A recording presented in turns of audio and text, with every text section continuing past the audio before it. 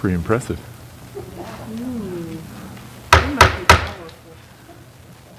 That was impressive.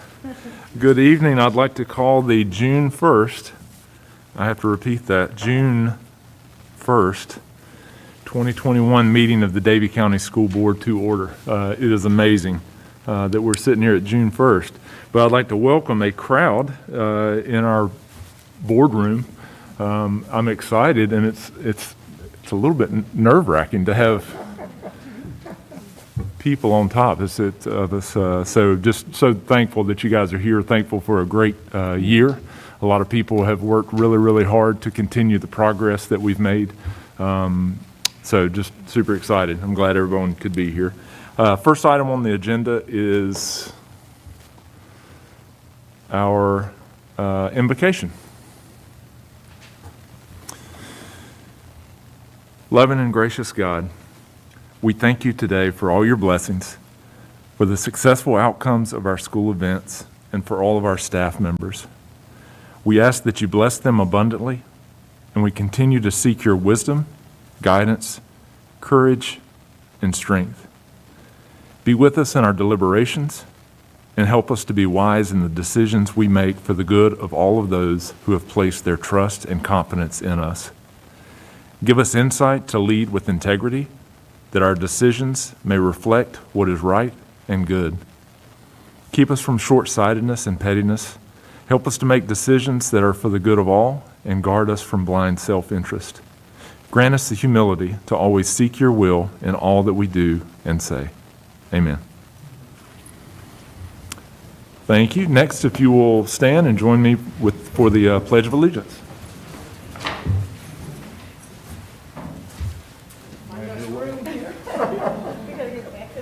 I pledge allegiance to the flag of the United States of America and to the republic for which it stands, one nation, under God, indivisible, with liberty and justice for all.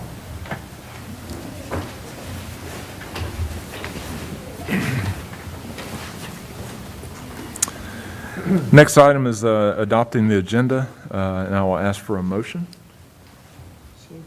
I have a motion by Mr. Drexler. I have a second by Mr. Carroll. Any discussion? All those in favor? Motion carries 7-0. Next, I will entertain a motion for approval of the minutes from our regular meeting of May 4th. I have a motion by Mr. Drexler. I have a second by Ms. Smith. Any discussion? All those in favor? Motion carries 7-0. Next, important dates. Got a couple. June 3rd at 11 a.m. we have Central Davie Academy graduation. We have two graduates that are scheduled. June 4th on Friday is the Davie County Schools' last day for students, and it is an early release. Hard to believe. June 5th, this Saturday at 8:30 a.m., the Davie County High School graduation at War Eagle Stadium. And let's see, June 7th, Board of Commissioners meeting, and we're back in here July 6th at 4 p.m. For our board meeting, and then the Board of Commissioners meeting on July 12th, 6 p.m. Rolling along. Next, I'll call on Mr. Wallace for the superintendent's report. Thank you, Mr. Chairman. Good afternoon, everyone. And you're exactly right. It seems kind of odd sitting this close. It's hard to imagine. But I guess we've been conditioned for the past 15 months. But it is really exciting to see everyone sitting in this audience. And for those of you that are joining us online, we're almost there. We're almost to the finish line. You know, feel almost like a sprinter or a long-distance runner. You can now see the end. But I want to say thank you, students and staff, for what you've done. We're very encouraged by what you have done this year and being such a difficult year, and we'll talk more about that once we do close the year for another group of young men and women.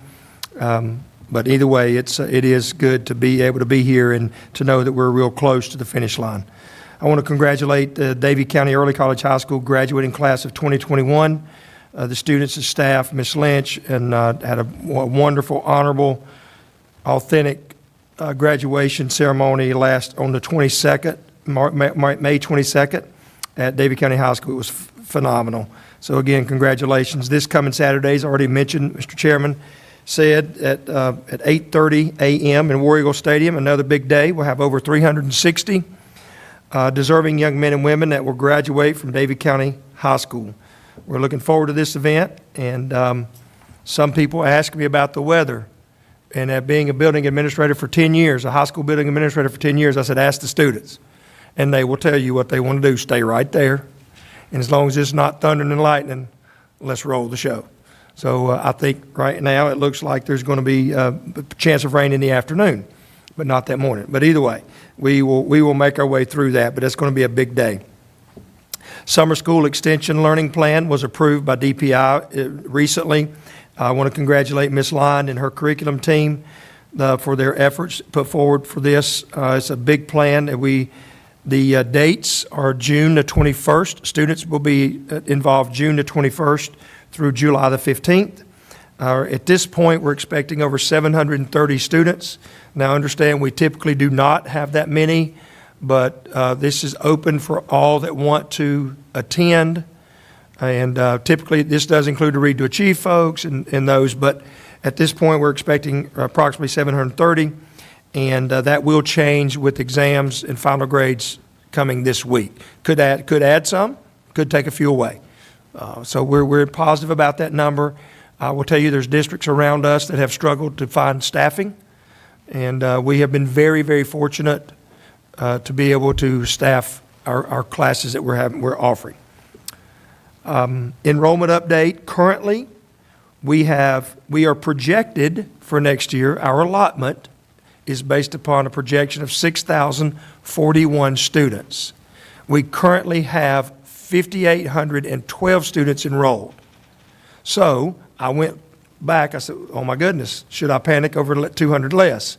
But I spent some time on the phone with Aaron and Ms. Jemison today, and when you look, not last year, of course, that's not a good reference, but the year prior to that and the one before that, we were right around the 200 mark short at this time. And part of that are kindergartners. That's probably the anomaly right now of knowing what's going to happen in our first grade and our kindergarten. But at this point, when you compare years past, we are doing very well with the numbers already enrolled. So to our staff's point and to Aaron's point, Aaron Foyle, we're not sure if we've done an outstanding job of communicating. Is there a lot of anticipation, or we just have that many more coming? And we're not sure yet.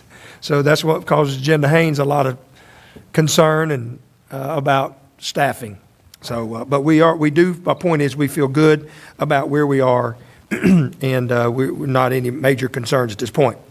Attendance update, again, I can't compare it to last year. I have to go back a year prior to that. We were at 95.24% in 18-19, and the current rate is 93.44. So a little bit down, and that's, again, in large part, probably due to summer school. We are still working through our concerns about failures or course completions. I will tell you a couple of positives. Typically for high school seniors, in the past, I believe I'm correct on this first statement, I know I'll be correct on the next two, you had to have them graduated or complete their coursework by June 30th. Correct, close in a typical year. But now, the state has originally said July something, but now they've bumped it to August the 5th. So my point is, if we have kids that are close to graduating, they have time to recover a couple of courses or credits maybe between now and August 5th. So some of our communication about graduation may be a little delayed, but that is a positive thing. They're extending the opportunity for them to graduate. ESSER II and ESSER III monies, the American Rescue Act, whatever you want to call it, but it's ESSER II and ESSER III are two different applications that Mr. Anthony Davis and Clay Harris were primarily responsible for completing. I will tell you that we received approval of ESSER III approximately a week and a half ago or so. Okay, I'll tell you why he knows that here in just a moment. I'll go ahead and tell you now, because that's $8 million. That's why he knows that. We received approval for ESSER II today. There was a question that we had to respond to. So my point is, ESSER II monies, again, a part of the American Rescue Act, will equate to $3.6 million. ESSER III money equates to $8 million. So $11.6 million will come to Davie County Schools. And we will tell you how that's going to be broken out. Clay is going to share that with you specifically. Now, there are some guidelines around that, as you can imagine. Learning loss, staffing, facilities, and those things. But Clay is going to share that with you here in just a few minutes. But my point to you all is that we had completed the application on time. It was a pretty tight window, and we have been approved for both. We received that today. So again, that is a lengthy process. And again, I commend Clay and Anthony Davis for their efforts in that. I met with the school reopening team that I formed last year. This was we had two reopening teams. We had a larger team and we had a smaller team. And that team concluded a local physician, Suzanne Wright, our director of the Davie Health and Human Services, then John Eller, but now David Bone, our county manager, and our lead nurse, Lori Dingler. We had a really good meeting. We spent time just rehashing this past year, looking through some things and what we learned and what we need to do moving forward and how we approach next year. And of course, we don't have any clear plans from DHHS yet. Again, as you know, I meet with that group, superintendents and DPI and health department, DHHS meet usually once a week. But we don't have any clear protocol about next year. But I will tell you that the local physician is affiliated with Novant Health, and we have started talking about messaging. And then we talked about the value or how important it is to send a clear message. Unfortunately, we're not sure about masks yet for next year for students. We're not sure. But we are already seeing some kindergartners enroll with mask exemptions, which, let me say, if you recall, when we first approached the year last year, we did a good job communicating, and our physicians said, if you really need an exemption, a medical exemption, you may not be in the condition to be in a school building. So we had very few, if any, medical exemptions. I'm not saying there's not some that's worthy of that. My point is that message needs to be loud and clear about this is what we have to enforce. You can imagine a school with 500 kids, a school with 1,750 kids. You can wear it, you don't have to wear it. That will not work. So we will follow the protocol from DPI once we get it. But again, we're working together with this team, and we've actually already worked with Novant Health and the local health department to arrange for a vaccine clinic, again, by choice, obviously, the latter part of July, and that way their second dose will be available prior to the beginning of school. So we already got some dates set, but we'll hear more about that as we move forward. In that regard, too, you know, Pfizer has shared that 16 and older can get the vaccination. And you know, we held a clinic for 16 and older with parent permission. Now, 18 and up, an 18-year-old can walk in and get it. And the ABC Collaborative team I met with again last week, and this group that I met with, again, from Physician Health Department, said that the vaccine will probably not be available for anyone under 12 until September or October. So, again, if that becomes available, we will work with our providers, and we will offer a clinic if parents so choose to have their child vaccinated. So again, we're just working with them, had a good meeting, and as we close this year and prepare for next year. All right, it's an honor for me now to kind of switch gears and recognize the following students. And years ago, I heard Chuck Swindoll in a sermon say, you know a man's real character by, and of course, man and woman is what he's talking about, by their response, their reactions versus their actions. Well, tonight we have a presentation, unlike what we have done in the past. We would hope to be face-to-face, but we're going to recognize our kids that have received the Character Education Award. And so I want to say, again, they're not with us today personally, but I want to say thank you. And very often, how you responded, students, we gained energy from that. So our students have responded or reacted the right way. And we're very appreciative of that. So what you're going to see, board and guest, is a PowerPoint of our character ed students that were selected from each school. All right, I was trying to delay and carry that out just a little bit. Any questions about anything I've shared while we're waiting? I have two quick questions.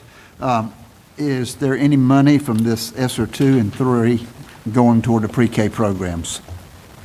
Going toward preschool? Are they eligible for? I don't think so, because they're funded differently, and so I don't think any of the ESSER funds can be slated for preschool. Okay. Just K-12. Okay.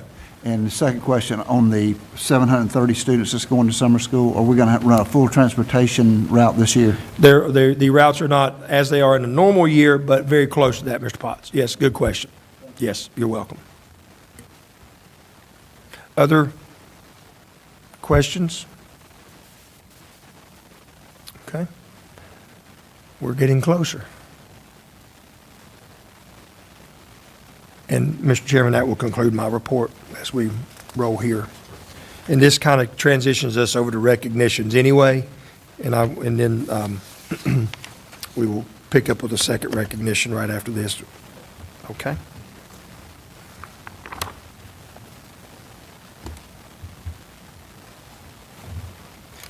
Again, this is our character ed selection, our winners, if you will, from each respective school.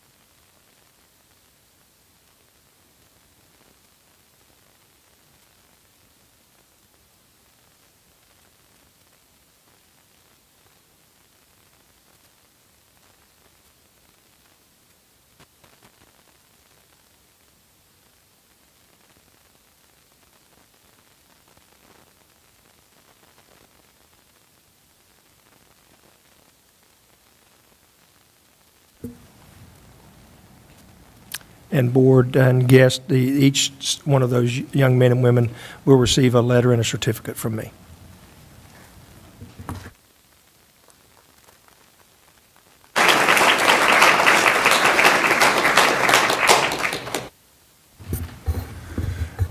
Congratulations. Next recognition, we have FFA awards. I'll call on Jesse Ledbetter.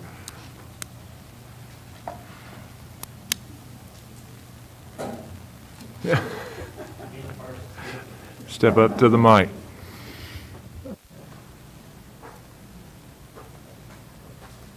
I'll have Nathan and Casey and Bailey if they'll come on up.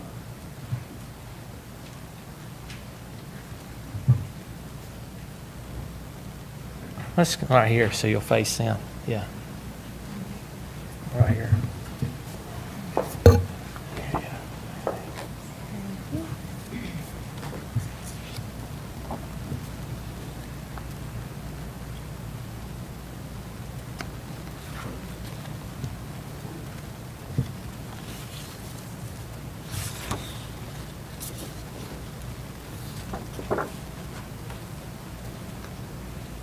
And I'd like to recognize Bailey for her prepared public speech.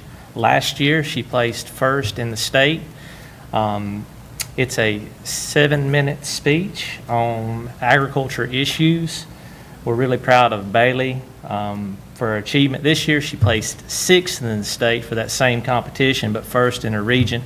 And we look forward to her winning states again next year so she can go to nationals for real. Then we have Casey and Nathan. They both competed on the floriculture and dairy judging team. They placed first place in the region. And then our chapter won a national chapter award last year and received 2 stars as a chapter. And this is graded on community efforts, student achievement, and personal growth. I guess we'll give them a round of applause. Yeah.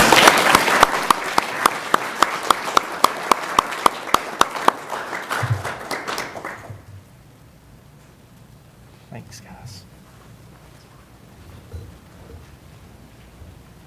Awesome job, guys. Next, I'll call on Andrew Jemison for the North Carolina All-State Band.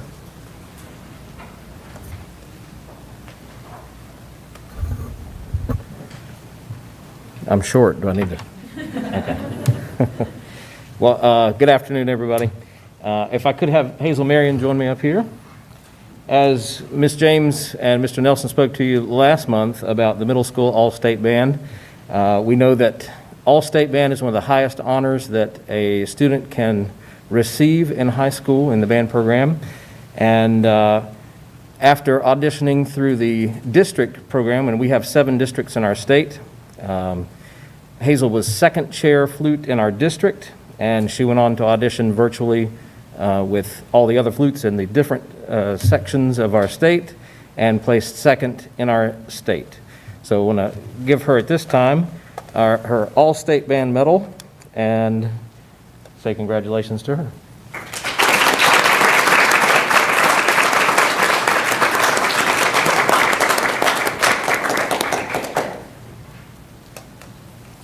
Thank you. Congratulations. We're rolling right along. Next, Davie County High School mock trial team. I'll call on Mr. Nicholson and Ms. Caudle.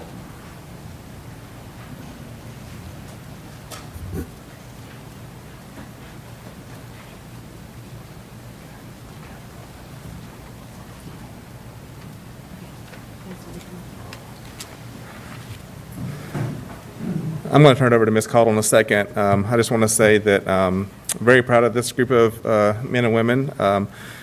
Because it was virtual this year, I was able to see a lot of their competitions this year, both the regional, state, and nationals.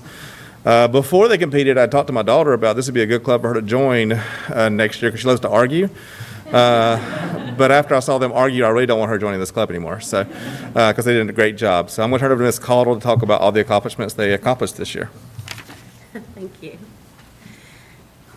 So typically, the mock trial team competes in a courtroom, and this year, just kind of like everything else, we moved to a virtual platform, and these students handled that beautifully, that transition.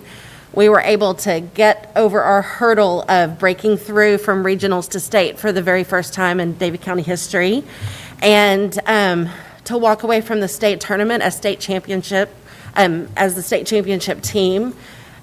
The first public school in over a decade that has done that in North Carolina. And it was an honor to compete at the national level and represent North Carolina and Davie County. So individually, I'm going to call these students' names out. Let me get the right.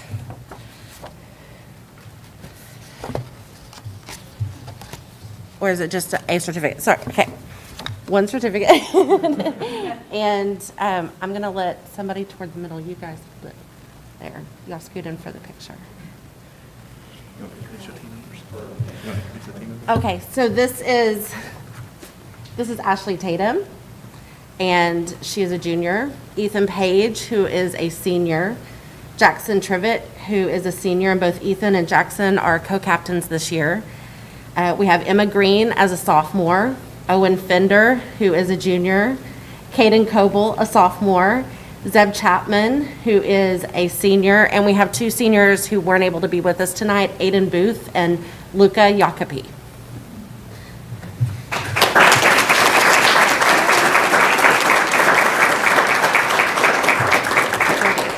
Ms. Caudle, Yes, sir. you got to tell what happened in the regionals. You talk about reaction. You check a person's character about the reaction. Yeah. So tell them what happened, please. So we competed in regionals. We went up against a school that has been a tough competitor in the state. And we were announced the winner at regionals. And we celebrated and we all went home. And at about 6:30 that evening, I got a phone call from the state director saying that the regional director had announced the wrong school as the winner. Yeah, that's kind of a hard pill to swallow because we were like, we did it, we finally did it, we've made Davie County history, and they offered us an at-large bid. They said, we haven't seen all the ballots come in from all the regions yet, but we'd like to offer you an at-large bid. I wasn't sure how these guys were gonna handle that because we like to work for what we get. And agreed? Yeah. And so I said, I don't know, I'm gonna have to talk to my team. Hardest Google Meet we've had all year, where we sent out a remind, everybody got on, and we were all celebrating. Several of them were pulled away from celebratory dinners to have this Google Meet. And I had to drop that news, that we were the runners-up instead of the winners of the region in Salisbury. And gave them the night to sleep on it. We all talked again that Sunday afternoon at 1 o'clock, and the determination was that we were going to accept the bid. By that time, I'd already talked to the president of the state mock trial program, as well as the state director. And she said, well, we've looked at the ballots that have come in from all of the regions, and based on your speaker points, your team deserves to be there. So we felt good about that. We felt even better about it when in the finals round at state, we beat the team that beat us at regionals. So that's our story. But I will say this, in the midst of that really bad news, you talk about character. Yeah.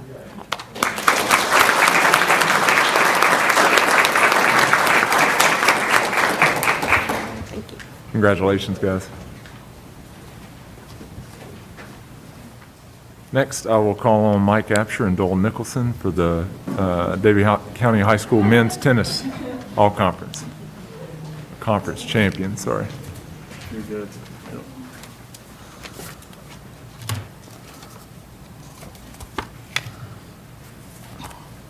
Thank you, Mr. Junker. School board, staff, guests, Mr. Wallace, it's truly an honor to be here today. I guess, as I was riding down here and I realized what we were getting recognized, it was pretty amazing. I've been here multiple times to do this, but to have a regular season CPC championship team, 2 players of the year, and 3 coaches of the year, I think speaks highly to the quality of people, students and coaches that we're putting together at the high school. So it's just a great honor to be here and very humbling for me. I will say this, any of these awards are always very meaningful, well-deserved. But through COVID, if I were a recipient at this point in time, I would probably put an asterisk by it one day. all the things that they've battled, to going back to last summer when we put this thing back together, to workouts and the modified schedules and the way things worked out, modified seasons. We're still playing through June 26, but I think if I was a recipient today, I would probably feel a little bit more honored, if that's the right way to say it. So again, I'm very humbled to be here. At this time, I'm going to turn it over to Coach Nixon and let him talk about his team and his player of the year, and then we'll move it from there. Thank you. Thank you very much for having us today. We live on Tobacco Road, and many of you will remember the great basketball coach Norm Sloan, who said this: I don't really have to coach, I just have to drive the bus and make sure I get them where they're going on time. Well, when you coach the Davie County tennis team and you have players like I have, that's how it works.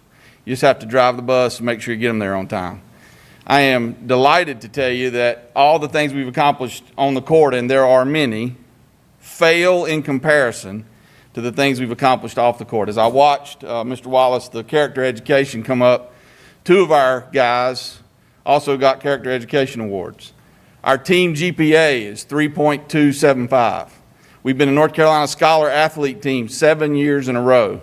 This year, we had 9 of our guys out of 12 qualify for individual Scholar Athlete awards. And then you said, what happens to you when you have to react instead of act? So last year, when I got the call from Coach Absher that the season was over, we had just beaten Reagan, who's our nemesis, and we were 6-0 and on our way to a conference championship. And Coach Absher said, that's it, you're done. And I was so mad at it. No, I'm kidding. I wasn't.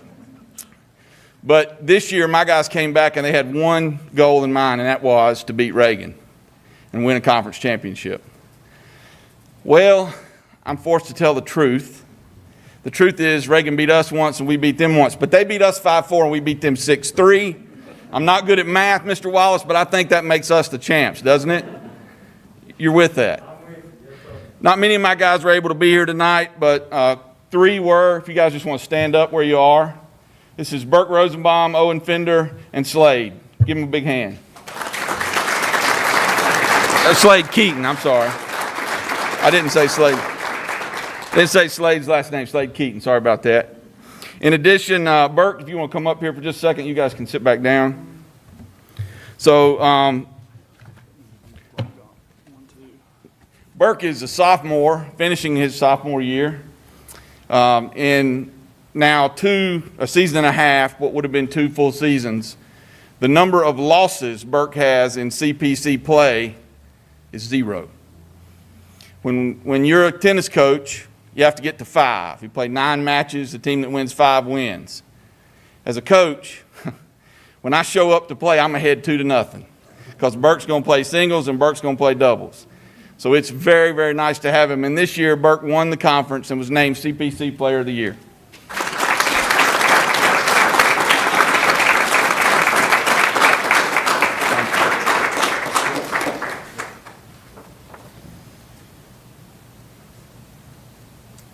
One last thing.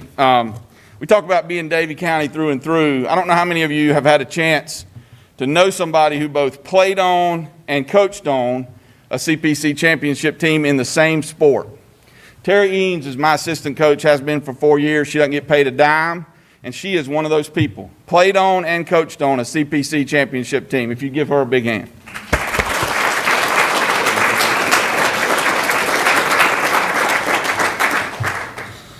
Thanks, Coach Nixon. At this time, I'll turn it over to Coach Wyatt to come up and talk about her Player of the Year in softball this year.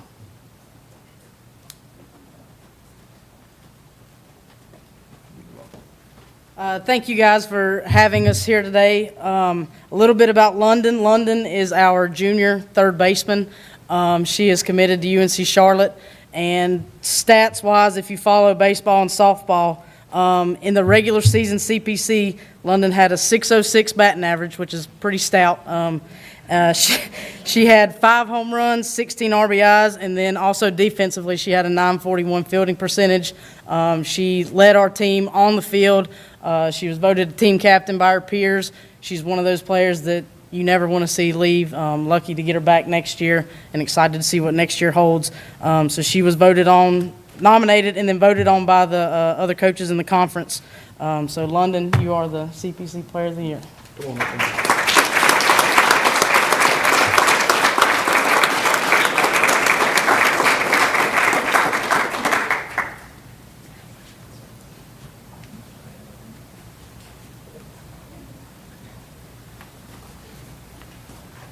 Thanks, Morgan. So I'll do the three Coaches of the Year awards, and again, it's just such great representation for our school. And I will say just a blanket statement: these three people, as good as coaches and teachers, and as Shane is in our community, they're great people. And again, I think that goes a long way, and I think we all would agree that as much as we want to win championships, when we have leaders who are developing these young men and women, that's the ultimate, the end result. So I would just say that about all three of them. So at this time, I'd like to call up Lindsay Adams. Come on up, Lindsay. Lindsay was selected by her peers in the CPC as the Women's Basketball Coach of the Year. And, when I let Mr. Wallace and Mr. Nicholson and Anthony Davis know this, they all three had some really good things to say, but some things that stuck out. What an amazing accomplishment for a first-year teacher, a first-year coach, and again, as I spoke to earlier, just having the things we had to go through with COVID. She brings an energy and an enthusiasm to our program that is really fun and exciting to see. So hopefully we're here to keep her here for a long time. And so our Coach of the Year in women's basketball was Lindsay Adams. Let's give her a nice round of applause.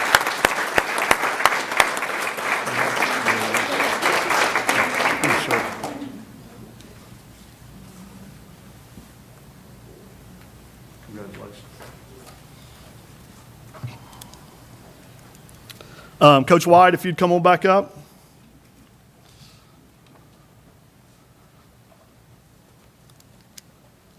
So Morgan was selected by our peers as the CPC Softball Coach of the Year.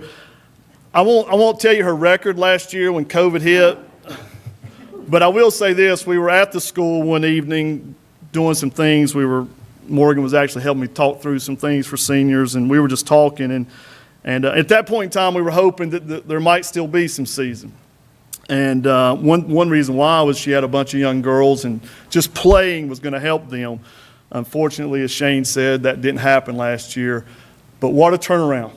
They finished second place, made it to the state playoffs, which was extremely hard this year because the fields were reduced tremendously, and won a first-round game, and were very competitive in the second round.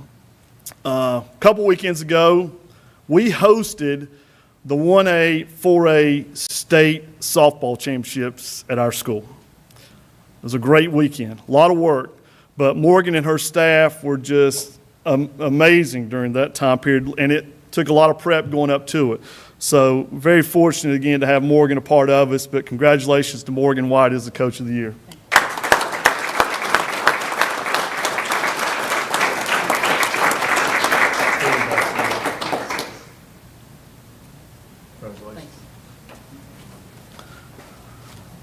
All right, Coach Nixon, come on back up.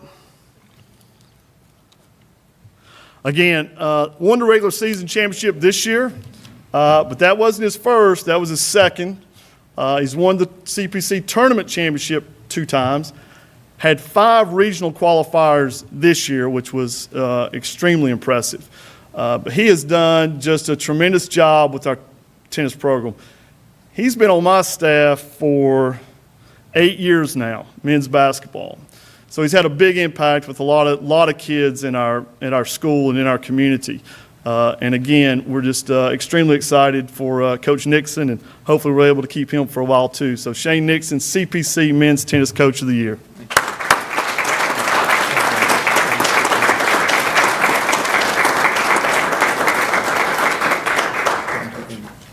Thank you.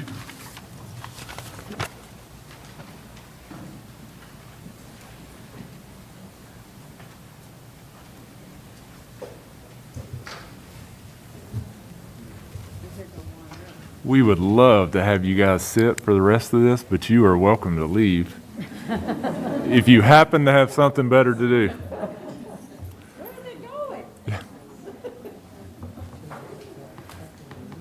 Congratulations, you guys.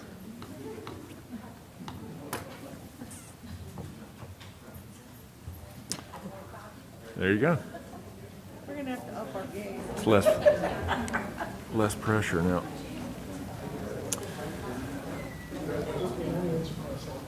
Yes, right.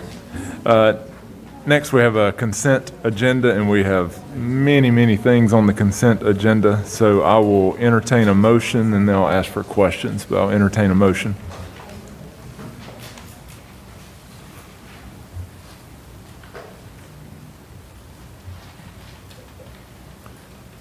Anyone? Motion to approve on the consent agenda? I have a motion by Ms. Webb. I have a second by Ms. Smith. Any questions, discussion? Seeing none, all those in favor? Motion carries 7-0. Thank you. Next, we have the School Board Mental Health Policy Plan. I'll call on Ms. Custer, Ms. Haynes, and Kacerek.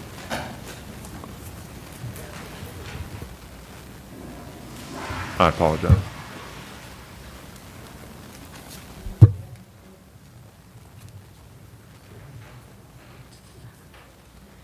Good evening, Chairman Junker, Mr. Wallace, board members, and guests. It's my pleasure to be here with you this afternoon. I'll introduce my wonderful crew. Jen Kacerek is our district MTSS coordinator.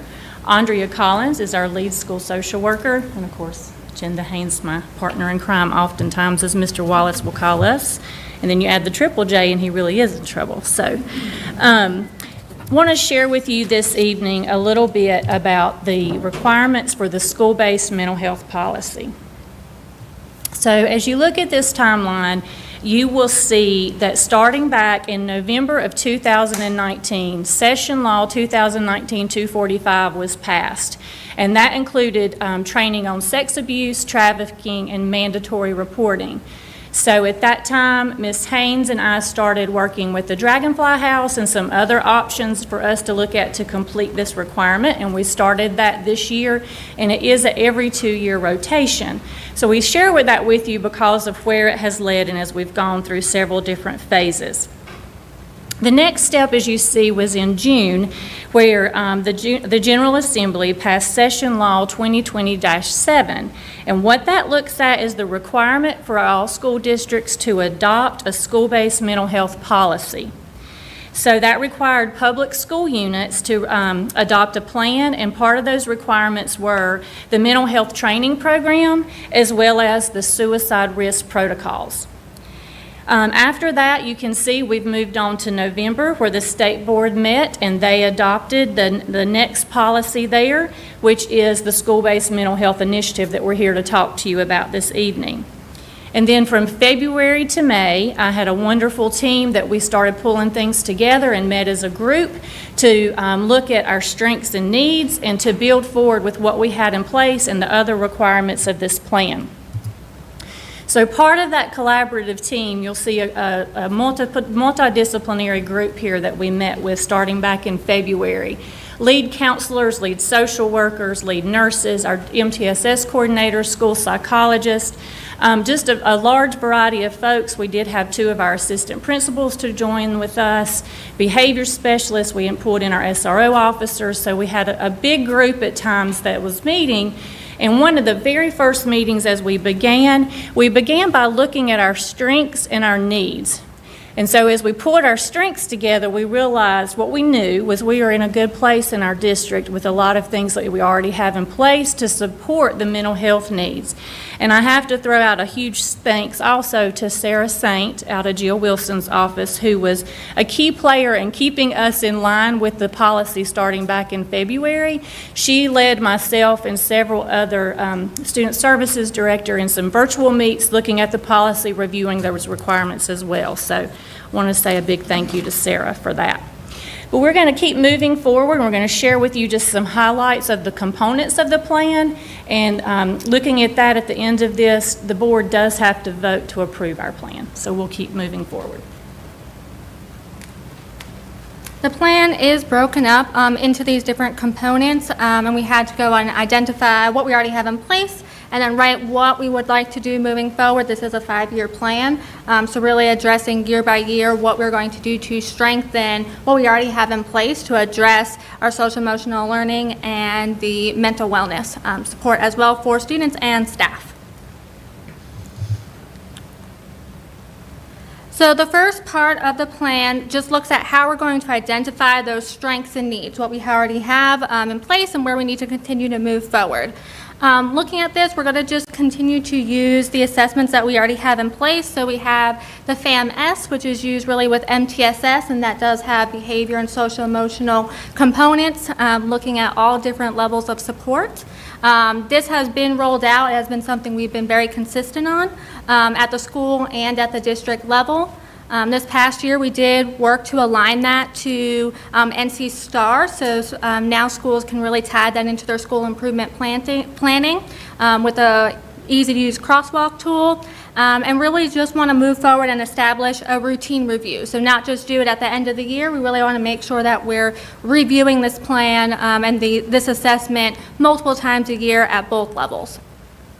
The SHAPE, that is a very in-depth assessment as well that we already have completed in the past. We just want to make sure we have a good team moving forward that's very consistent. So establishing that team and then again looking at conducting a routine review.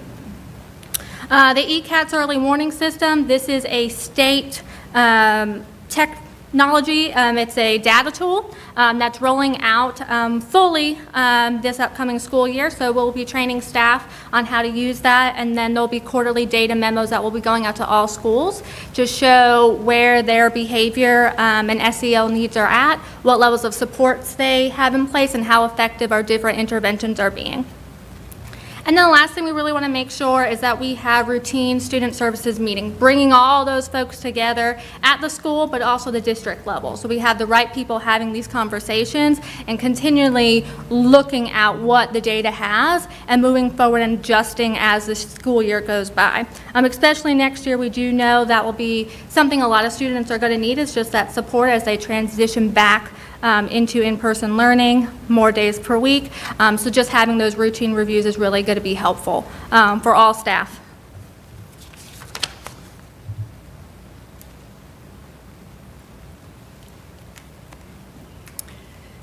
So when we reviewed the current things that we have in place, we came up with a few things to go over with you.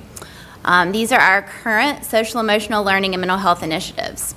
So right now, we are working through Compassionate and Resilient Schools, CRS for short, and we got a little off the path, I guess, with COVID, but we hope to have all schools trauma-informed and using Compassionate Resilient Schools strategies for the year 2025, or by the year 2025. So that's our goal. We had to just bump it a little bit further. And that will include continuing the training that we're doing now with the schools that are currently involved, reinforcing those practices, conducting other booster classes and needs assessment for individual schools as we move forward. We are also in the process of reestablishing or refining the strengths and needs at each school with our universal screenings that we do. So we're working on that. We're hoping to build that standard treatment protocol for each school and monitoring the support that we need. The other thing that we're moving on to is we're going to strengthen and expand the school-based services with our current partners. And that would be our school-based mental health support. Right now, we have school-based mental health support from the Dragonfly House, from Contegra, and from Insight Human Services. We have that available at the high school, North Davie Middle School, and several elementary schools, Moxville Elementary, Coolamy, Pine Brook, and I believe South Davie and Central Davie Academy. So we're working on adding a few more therapists from that to expand it to other schools. And we are continuing the implementation of Safe and Secure Initiative to provide a safe and inclusive learning environment for every student. And we're trying to look for connections with these initiatives so that we all kind of blend them together and it's more streamlined for every school. Next is infrastructure. How do I move it forward? Oh, sorry, we didn't practice that part. So I am going to start with this slide, and then Jenda is going to review a lot of this in the next slide. So we are adopting and implementing the training program, and that is going to be for all staff, and it is going to be partly in person and partly virtual or online, because that hybrid model works best for staff, we determined. So we're going to do that. We are going to revise and continue to use our suicide risk referral protocol. We basically have this in place. We call it our red notebook, and every school has one. We know where it is, we know what's in it, but we want to make sure that everyone is using the same information from it. We're handling things exactly the same, so it too is also about streamlining and making it more consistent with every school. So we're going to work on revising that and just updating it, making sure everyone is on the same page with that.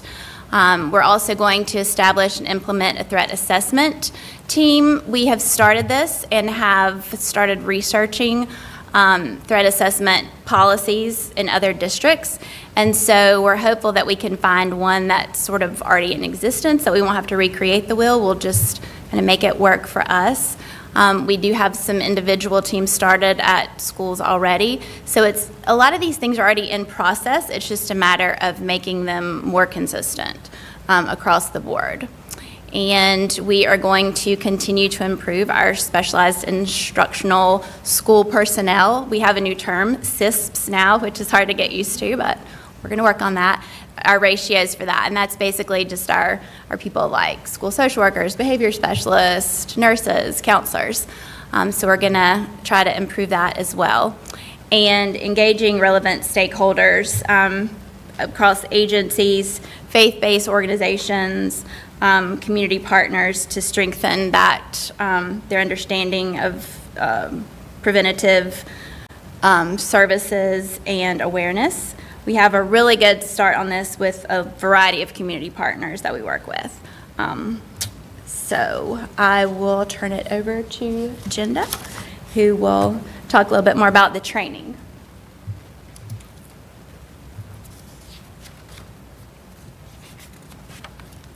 Okay, so from these building blocks, I'm going to spend a little bit of time talking with you about the training, the mandatory training for our instructional staff. When I say instructional staff, we're really talking about teachers, administrators, potentially teacher assistants. We can determine as a district how far that goes. But this mandatory training is, as you'll see on the notes here, 6 hours of mandatory training for students who work with, staff who work with students in K-12. Okay, so it doesn't actually include pre-K again. But again, that's up to us as far as including preschool. Originally, what you'll see in the legislation is that this training is required in the first 6 months of employment. So that's an important piece, not only now, but moving forward. What you'll see in the policies that Mr. Wallace is going to present a little bit later in the meeting, we actually have the whole first year, so the 2021-22 school year, to get staff trained next year. So they give us a little more leniency in that first year. After next year, or after the first year of employment, staff will have 2 hours of follow-up training each year. You'll see the topics that are listed there over on the right-hand side, and I'm going to refer back to what Ms. Custer said, as well as Andrea Collins, who was also on the committee or the team working on kind of an approach to training. As we considered, how do we approach training? What's the best method? 6 hours is a lot. When our teacher work days are extremely limited. You'll hear that when you talk with staff. 6 hours is a lot of time. But these are obviously important topics. We want to give them the time that they deserve. But what we did learn from previously with Senate Bill 199 is that our staff really appreciated a hybrid model. So they liked having part of it flipped outside the classroom, so to speak. Let me do some learning on my own, let me do part of this online, and then let me do part of this face-to-face with my staff or with a team, with a smaller group. Particularly when there can be topics that can trigger folks, emotionally trigger folks. And so we like this idea of a blended approach, so that part of this will be outside, will be online. It won't all have to be sit and get at the same time with everybody, but part of it will be still face-to-face.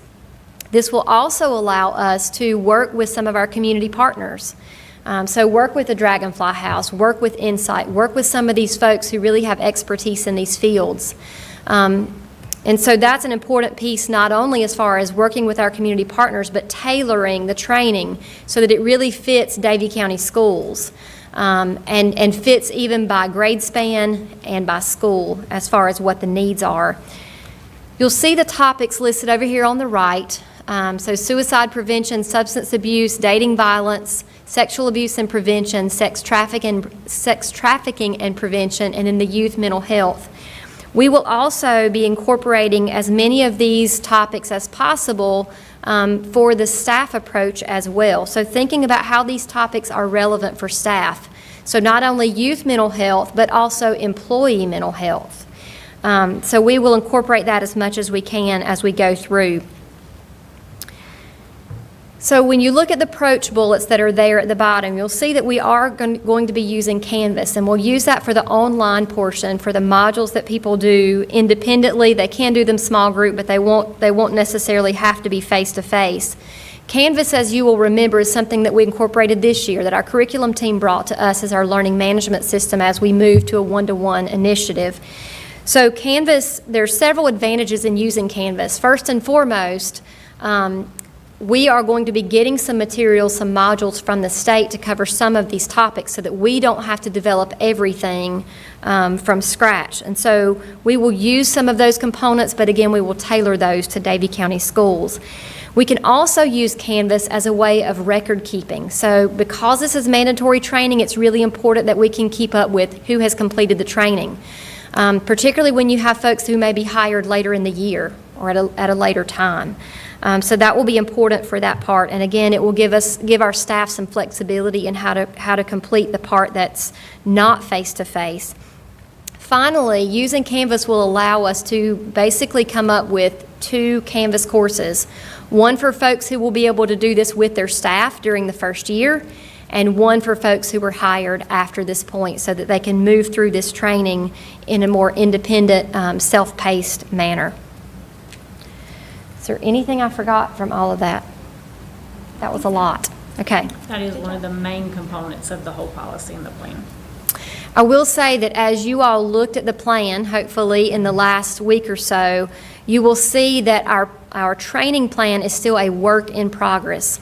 So we have started mapping that out, but we really just got access to the state Canvas course. And so once we can kind of get school wrapped up, there's a team of us that will begin going through the Canvas course and determining what we feel like is good and what fits Davie County and what we might want to tailor and adjust for Davie County. And so that process of really mapping out and ironing out that training will happen over the course of this summer so that we're ready to implement in August. So you'll see, even if there was a link in the plan, that is literally a work in progress as we go through. Okay, if no questions there, and we can come back to that. Oh, hang on, we'll pause. These are mandatory hours by the state. What is the accountability back to them that all of our staff has accomplished this? We will have to actually report to you all, and we'll have to report to the state in September of each year. So that's where the accountability piece comes in. Ms. Collins mentioned under the infrastructure section about SIP, S-I-S-P. When I saw that earlier, looking over this a few days ago, I wondered what kind of persons are you going to be looking for, and maybe what kind of positions is this going to open up for us? One of the positions through the ESSER funding is that I did request for us to, one of the other positions that I did ask for within our ESSER funds is to hire another school social worker. And that will hopefully allow us, especially as we're digging into this plan, that will help us to balance out that support, possibly one social worker per 2 schools. So that'll allow us to really focus on this plan and the mental health support that we need to be providing with more consistency. Because right now, our school social worker position, I think oftentimes, in my 2 years of being a part of that amazing team, is we forget there's a lot more to a school social worker than attendance. Yeah. Yes, that's important, but the home visits, the home connections, the support that they can provide from the mental health side, they can provide a little different level of counseling support for students and families and staff members. I can't tell you how many times I've been in Andrea's office and there's a staff member with her. So that is one of the areas that we are looking at to add on that support using the ESSER funds to get us going with this process as well. And so I envision that this is going to be something down the road that the federal government's not going to be paying for, but we'll be able to continue on. We hope we're able to find a way to maintain that support and really see the benefits from it as well, yes. Thank you. That's our hope, yes. Good question. I have a question, if I may. You obviously all have worked very hard to develop this plan and to identify the appropriate trainings, but picking up on what Mr. Drexler said, what parameters will be used to measure the plan's success? And then I have one question after that. Sure. So we haven't quite got there yet, but at the end of the presentation, one of the things you're going to see is I generally, prior to COVID, had started the process of meeting with our lead school counselors and our lead social workers and lead nurse. And we met probably every 2 months as a group when we just talked about where we're at with things, some things that were happening and those kinds of supports, updates on curriculum that the counselors were using. Well, my intention is going to be very deliberate to make this plan fluid, that it becomes a natural part of our agenda topics. Where are we with things? Because then they go back and meet with their groups of other counselors, other social workers, to be deliberate. Also, this will be more of a part also within our administrative meetings as a part of my agenda and reviewing things. So again, it's not just a plan to say, here it is, we're done with it. We really want to be very deliberate about this because the social emotional needs of staff and students is what we're really worried about coming back in the fall and how we're going to be able to address those things effectively. So again, that's sort of how we'll be looking at that. The other question I had, thank you. You had talked about engaging relevant stakeholders. So my question is, I didn't see any planned interactions with parents. So that will be one of the things that we'll start to look at and focus on. So we did talk about within some of our small groups that met before while we were planning this, and at all of our schools, of course, there's curriculum nights, family nights, Title I nights, and things like that. So we hope that we're able to, through counselor support, they'll embed some natural component as well to engage the parents and make them more aware of those types of things that we do have in those supports. Through Contegra, we're able to reach a little bit more of the family support with their abilities and what they are able to provide, so they also help to make those parent connections as well as insight for those families and those students who need that extra support as well. Thank you. So that we'll hopefully build within the plan the ways to embed those things Thank more you. naturally. Yes. I have to say, as I continue, I hope that you are starting to hear and see that this plan is something that pulls pieces from lots of different areas, whether it's coming from student services, whether it's compassionate, resilient schools that we already had built into our strategic plan, partnerships and outside counseling therapy that we have in place. I also think about this related to our safety directors and information that comes down from the state as far as threat assessments. This really is an overwhelming plan. And so even trying to get it into a format that you guys could look at, and then there's links in all different directions, but this is pushing us in a positive way, we're going to say in a positive way, to put all the puzzle pieces together. There's so many of these things that dovetail and they do fit together, but a lot of times they can be siloed in different departments or in different areas. And this is really pushing us to pull all of that together.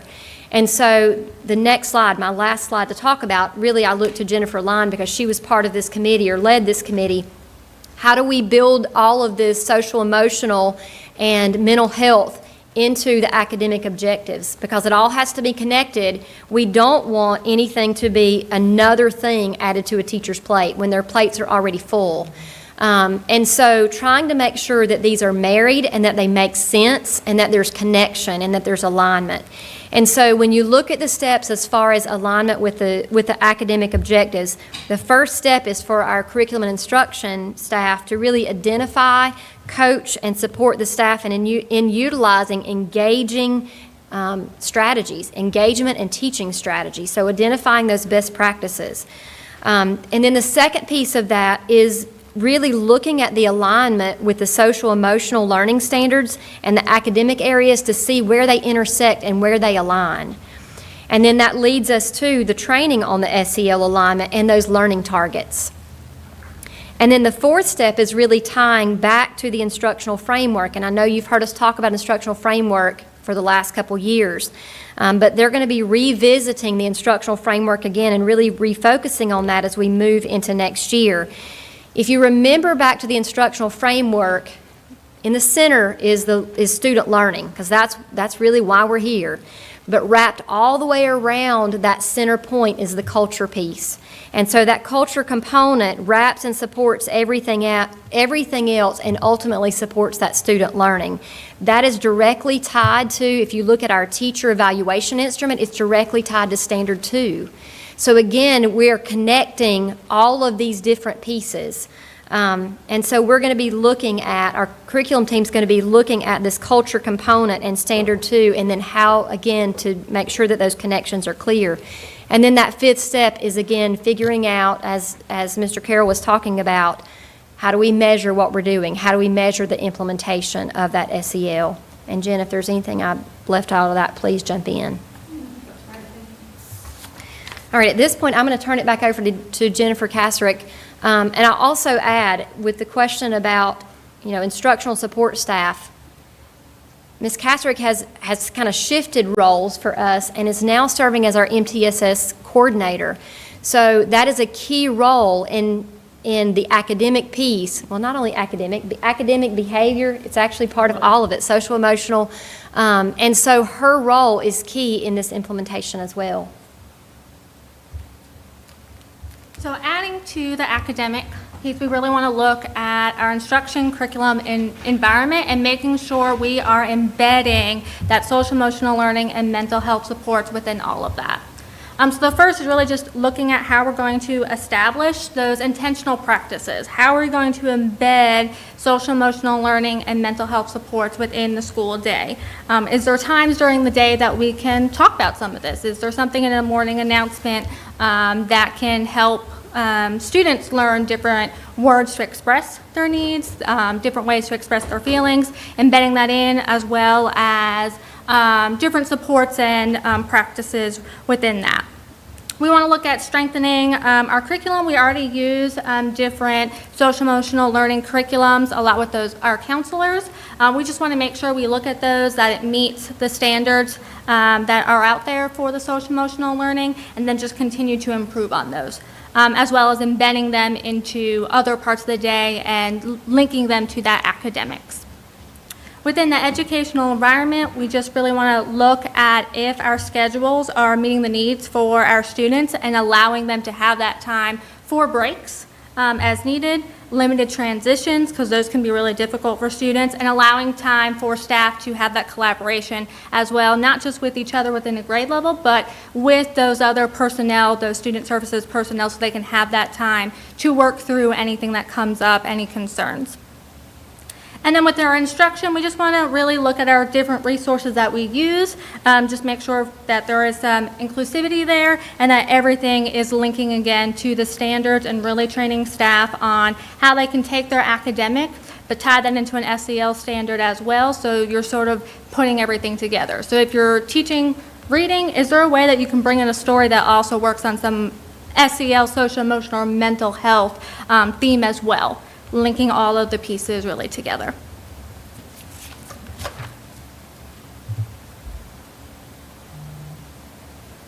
And then we also want to look at our data evaluation. So within our multi-tiered system of support, MTSS, it looks at academics, behavior, social-emotional learning, and attendance. So it incorporates all of that. And then a big piece is making sure we have a universal screener. We have something there that we can really look at and figure out what students are at risk for needing social-emotional support and mental health support. This year we did roll out a social-emotional screener at the schools, the student risk screening scale. We did that twice a year, beginning and end of year, so we want to continue to have that. It's really been an eye-opener at a lot of schools to really see what students are flagging as having some of these social-emotional needs that we might not have realized because they're very internal behaviors. So looking at that, and that tells us what supports we need to put in place. I have a question. Yes. Is that all teacher report or is it also self-report? This one is from teachers, so the teacher report. Some of the schools do use a student-led model, though, too, that really gives you some great feedback. Yeah, the older, so that's more typical in the high school and middle school level, is adding in a student report, along with other screeners. Getting input from the parents as well on what could be those needs and keeping that line of communication open with them. Yes. And then we really just want to, from there, really just make sure we build some consistent language, making sure we're discussing the same amount of information, the same teams, and then having really consistent policies and procedures for entering data and monitoring that data. How often we want to look at this data, what does this data say, and then what are we going to do with that data.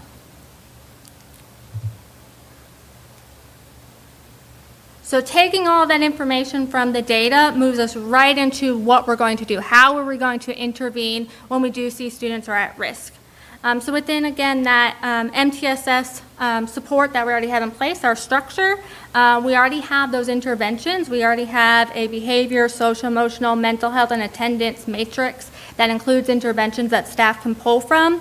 But we just want to make sure that we really just reestablish that at the schools, and then we're going to be looking to create a standard treatment protocol so we know exactly if they score this on our screener, if they show up this with our behavior, we want to put in this intervention that we know works. And with our early warning system that we'll be able to roll that out, that will make the process a lot easier, and then provide a lot more reports and information back to personnel so they can make sure they're putting in interventions and supports that are working and that we're constantly changing things if things aren't working. So what can we do to establish something new and continue to move forward with all of that growth? And then Andrew's going to go over the last two sections. So with our annual review of crisis intervention and discipline policies, practice, and personnel, we just want to make sure that we are reviewing them consistently, that we're being deliberate in those reviews, making sure that our discipline policies are fair, equal. We're trying to give kids time in instead of time out, looking at our suspensions, that kind of thing. So we just want to make sure that those are consistent across the board. For the public school unit to be included in our local community emergency preparedness, we already have people participating in that. I believe Officer Jones, our SRO, and Lori Dingler, our lead school nurse, already participate in those emergency preparedness meetings.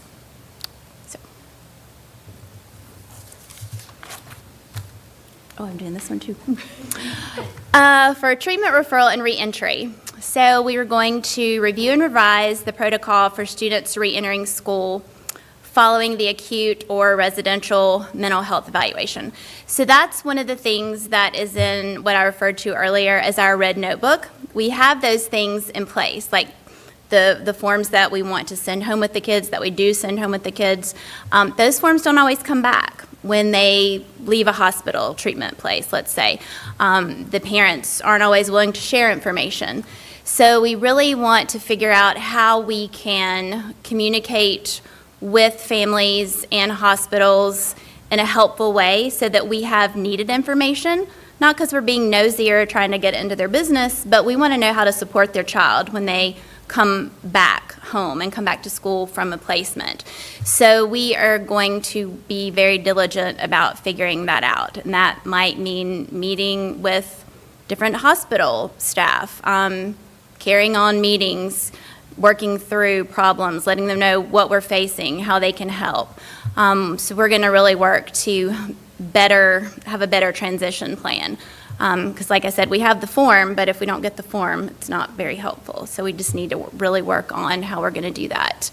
And currently, with our school-based mental health services, the counselors that have these providers at their schools make those referrals. That works really well because they're familiar with these students. So we're just going to make sure that we have that process in place, that it looks the same at each school for how students are referred. If parents want their children to be seen by our school-based mental health, are they able to make referrals? Probably they can, but we just need to make sure it goes through the counselor so that we're all on the same page with that. And then as this expands to other schools, we're going to have to make sure we're very consistent with that. We've been very fortunate to have some really good therapists from Contegra. This was our first year with 2 therapists from there, and it's worked out really well. We've had some real success with that. So we're just going to keep working toward making that very consistent. And that includes, I mentioned Contegra, but that includes with the Dragonfly House and Insight as well, because those do look a little bit different, so we want to streamline that a little bit more.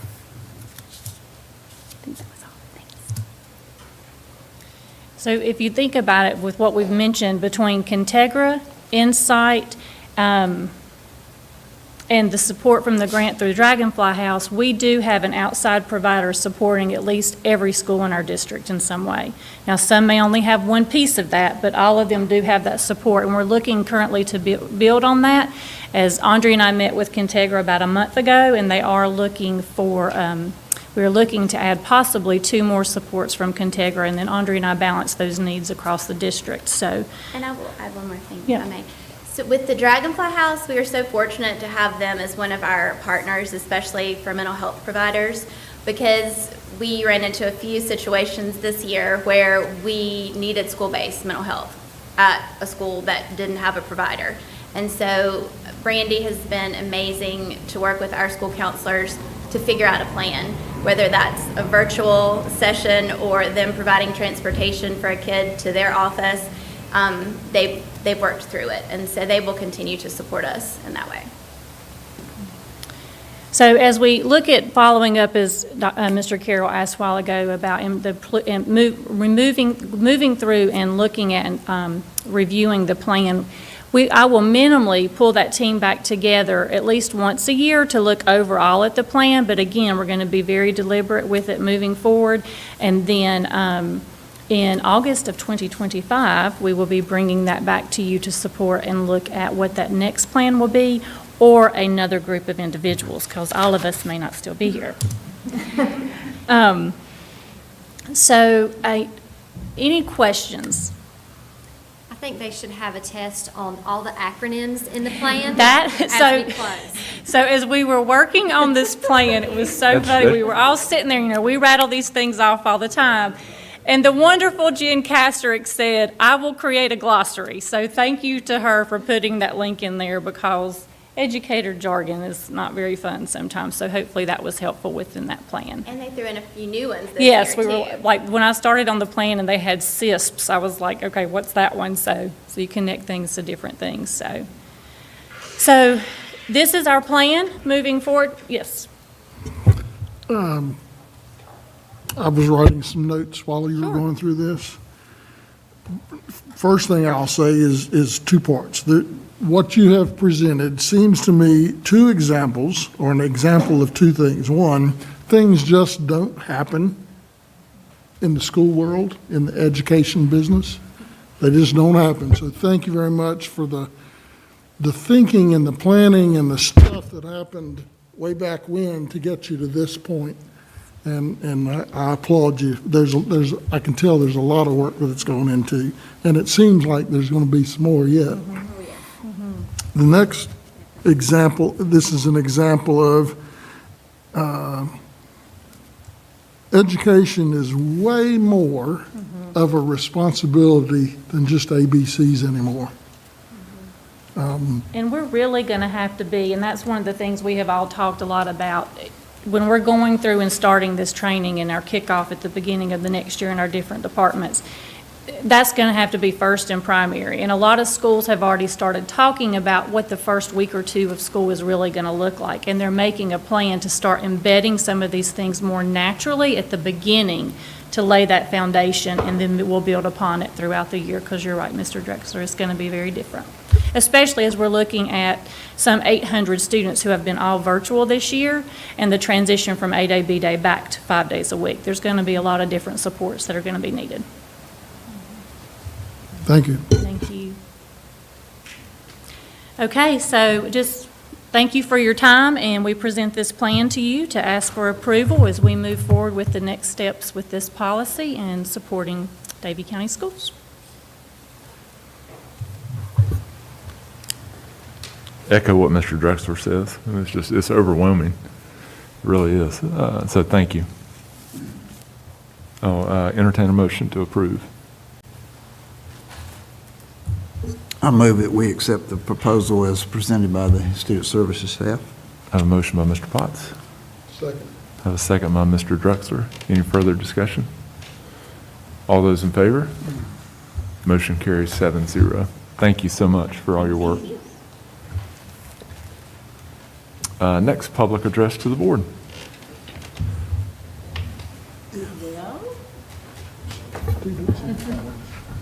Well, hello. I've got Clint's. It's all right. Ladies and gentlemen, you have someone ready to address you this afternoon. Ms. Joanne Landry, who has given us her address, is here to address you. So, Ms. Landry, if you'd come on up to the microphone. And you have, do we have our timer, or is it still? All right. Please try to you must limit your comments to 5 minutes, and don't make me gavel you down. It's so rude. I'd love you just to end on time. It would be delightful. I might even end sooner. Can I make a motion to remove the masks now that the kids are gone? Because I don't know if that can happen. No, thank you. We don't respond, by the way, to public comment. We just listen. Okay. Oh, okay, so there's not going to be any answers. Okay, great. Okay, my first comment that I wanted to ask was, it was mostly questions. I wanted to know that since the critical race theory has passed in the House and is going to be in the Senate, if there is going to be any kind of critical race theory, is there any discussion of that in Davie County? Is that going to be on the curriculum agenda? And if it is, I'd like to say that I'd like to question whether or not you've surveyed any of the parents. Are you intending on surveying any of the parents to see if that is something that they would want? Because my vote is no. Don't have it. Don't do it. I think it's racism at its core, and we'll go from there. Second thing I wanted to know was whether or not you have, I think it was addressed earlier, taken any money from the COVID relief money, and if there were any stipulations to having received that money, and if so, what are they? So since you can't answer that question, I'd like to know if I can find out what those stipulations are with regards to you receiving that money. I want to know if there's any kind of tie-in to your receipt of that money and vaccinations, and whether or not that's going to be mandated within the county or any of the schools for that matter. I'd also like to know, I wanted to know whether or not any of the schools in Davie County had been retrofitted to receivers or towers with regards to the 5G network. Okay? So these are all connected. I don't know if you do your homework. I don't know if you follow any of the information that's being put out there with regards to that kind of stuff. You can call me tinfoil hat, you can call me conspiracy theorist, but I do a lot of research and I do a lot of outside information other than the mainstream media. There is 5G that is concerning. There is vaccination information that is concerning, especially with the children. So if you're not aware of what these shots are doing to people, being that they are still experimental, and there's a lot of new information that is coming out regularly with regards to the mRNA, the inflammation that could be caused of it, the results in the lab with regards to mRNA and SARS viruses, once once the animals were shot, all of the animals in the testing died once they came into contact with the mRNA or the SARS type of virus. So this is what is in the vaccines. And I know that you are offering it to children based upon whether or not their parents approve of that. But I think that it's important that as the board, you do your research when offering it to children and even offering it in the Davie County school systems. The hospitals are offering their vaccinations, and I don't know if really you guys want to be associated with that. So, I mean, unless there's people who do not have medical and they look to the school board for that purpose, okay, that's a consideration. I don't know, since you guys can't answer any questions.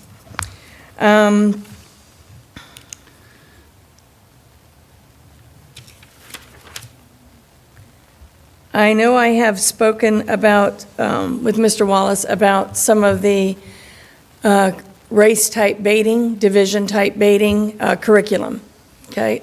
I don't have to worry about the curriculum anymore in the high school because I have a senior who will be graduating. But that doesn't mean that I'm not going to be informed and aware and meeting you guys at the board for the other students that are coming up, okay? I just wanted to address that there has been a lot of political agenda indoctrination going on at Davie, in Davie County. I have faced it from the time my kids were in actually in grade school, middle school, and in high school. I know that Mr. Robinson has a task force that he's asking for parents to report indoctrination, so I'm going to do that right here and now, okay? I understand that there are political agendas that are being pushed throughout the educational system by way of individual teachers, and I know that that is not something that you condone, but we need to have some kind of accountability for those that do it. We do have conservatives in this county. I don't like my children being labeled as conservative and looked at by teachers for whatever they decide to wear to school that says I'm a conservative or one way or the other. Okay? I have had teachers make comments that I like you, but I don't like your shirt. Okay? That's not called for. I want that stopped. I also want stopped the political agenda that is being indoctrinating our kids as to certain things that lead a certain party way. I would like to have that stopped. So as the board, I'm asking you, if you would please put a policy out and stick to the policy, and please let the teachers or the students and the parents know what this policy is, so that when my child comes home and tells me that this is what they're pushing and it's anti-conservative, it's political, it has no business being in the classrooms of art or math or anything else other than maybe political science, if you want to discuss it there, that then I know what steps I can take as a parent to be able to contact the board. Now that my students are no longer going to be in the school system here in Davie County, I want that for all the other parents, and I'd like that made available to all the other parents. Not everybody goes on the Davie County Board website for their school. So we get those phone calls every night, multiple times sometimes. I'd like it to be put out in an announcement that there is a policy and where the parents can go to get that policy. So please consider, I can't ask you to answer if you will put out a policy and what you intend to do to the teachers who violate that policy. But I would like something to be, maybe you can email me, call me, send it to me. I don't know how you're going to be able to do that, but I'd like to know that that's being done. And that's all I have. Thank you. Thank you very much. All right, next we've got committee staff reports and Mr. Wallace for spring policy updates.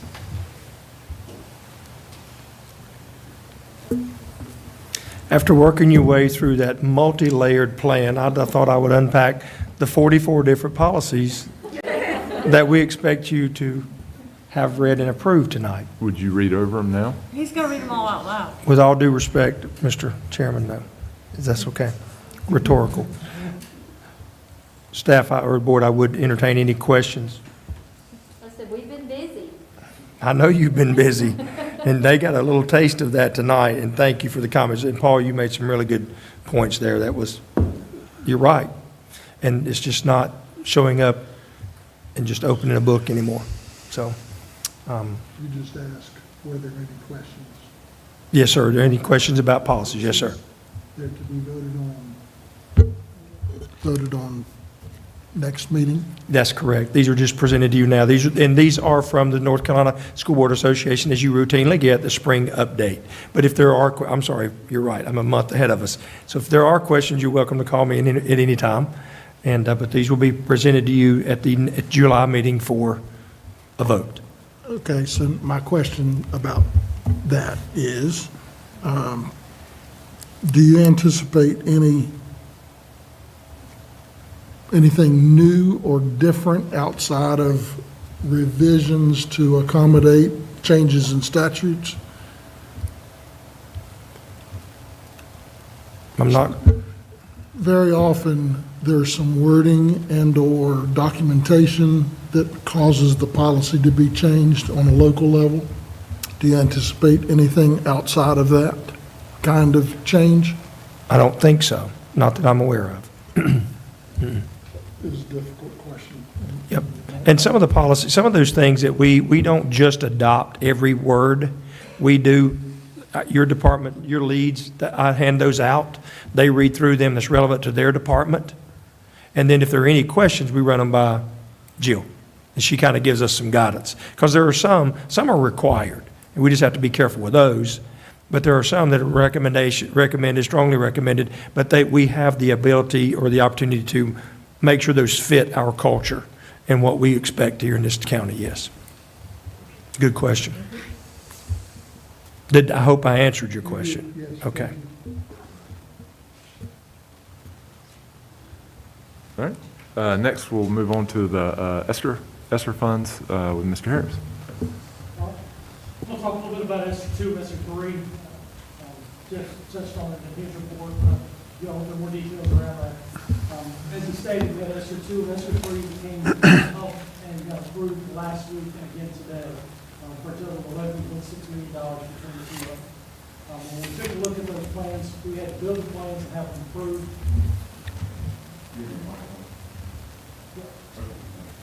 The lady that asked the question, here is the answer. So $11.6 million, and we really divided it into four key big categories. Take a look at that: learning loss, facilities, technology, and there's a piece on transportation inside of that. So learning loss in the requirement says we have to spend at least 20% of our money on learning loss. You take a look at where we are, we're sitting at about 58% right now. So the vast majority of our money is directed towards learning loss, whether that's subscription technology, teacher salaries, counselors we've got in there. There's some other support around social emotional, just kind of picking up learning and everything. So the summer school program is in that. So in summer school, you've got teachers, you've got bus drivers, you've got custodians, you've got site coordinators. That's all inside of that as well. So it's 58% of the money is inside of that.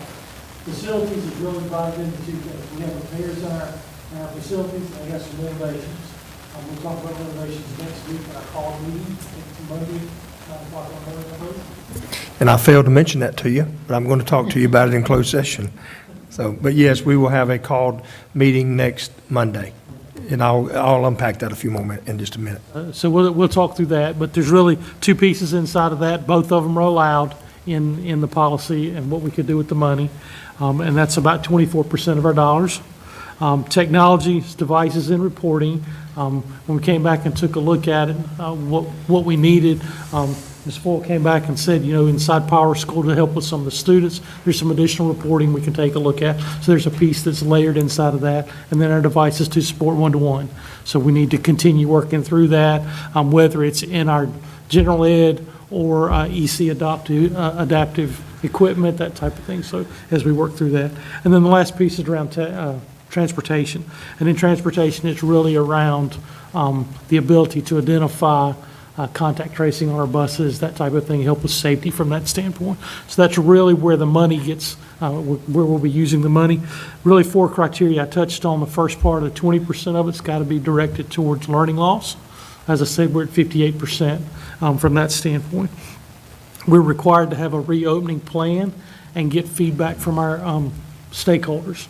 grab their stakeholders, whether that's parents, teachers, just community, that type of thing. So we're working through that list, whether it's through Mr. Wallace's conversation with his opening team, his parent group that he's got. He's collecting information from that standpoint, as well as we collect it from our principals, administrators, and just feedback as a whole that comes back to us from that standpoint. Expenses, they say expenses have got to be three things. They've got to be allowable, reasonable, and necessary. And so we've been through that process to make sure that everything we're looking at is allowable. We've sent the applications.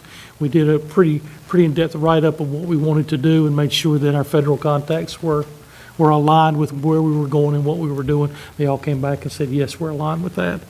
And the last one, the last piece of guidance that they gave us was it's got to reduce, prevent, or is in response to COVID. And all of our items are in that, fall in those 4 guidelines. Take a look at it. So there'll be more to come as we work through this, but I just want to kind of give you a 10,000 feet, so to speak, of kind of where we are and what we're doing, so you understand the money that's coming in. We've got a plan for where we're going to go with it, and it's in allowable areas, and it's directly related to what we need to do, mostly to cover our learning loss, because we know there'll be a big part of that. Any questions for me? I'd like to make a couple points as well. You're hearing the terminology learning loss. We're using that because that's part of this application process. I have made it real clear, and we'll continue to make it clear with our staff, we're not going to beat kids over the head with learning loss. You lost so much. We're not going to do that. So you're not going to hear that language out too often. We did use it tonight, again, because that's what it says. I don't want kids to think that they've lost so much that can never recover and those types of things. Second point I want to make clear, Clay emphasized that we're spending 58% of this money where we only are required to spend 20.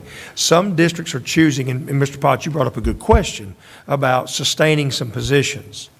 We have made it real clear that certain positions for 2 or 3 years depends on the sunset date for this money.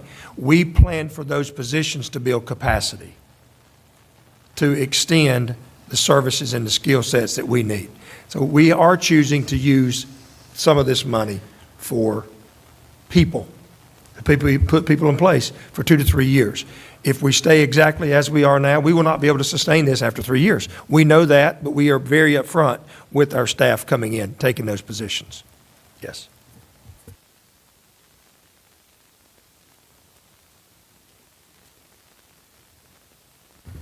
Any other questions for now? Thank you. Still weird to have everybody so close. Next, Hunger Fighters. Jimmy Welch and Lori Smith. Evening, y'all. First of all, I wanted to thank everybody in this room that's been involved with Hunger Fighters. It's a program that is providing nutritional assistance to students outside of school, and a lot of you have had your hands on it. Mr. Wallace was with me when we founded it back in 2011, and it's been a great growing program, and it continues to grow right now. Lori came in 4 years ago and really created a lot of good energy and helped to build it and expand it. Currently, we're serving about 75 families a week, and we are on a budget of about $10,000 to $12,000 a year we put into the program and provide food with. I think Lori had a quick video and wanted to talk a little bit also, and free to open any questions. Get that going. So this just provides a little bit of the COVID relief, what we did last year. So March 13th or 15th, when we shut schools down, Jeff Wallace asked me, hey, could Hunger Fighters help reach out to all the schools? We currently just provide food assistance to the high school students, but during COVID, we were asked to be like the hub of food distribution throughout the entire county. So we were providing food to every school in the county. We went from feeding about 50 students a week to almost 400 students a week. We would get the food from either Second Harvest Food Bank or a local grocery store, use the box truck, bring it back to the high school, have the TA sort it by schools, and then the counselors or someone would come pick it up from the high school and take it back to their schools to distribute. So this is just a little short video, a little bit of what we did the past couple years.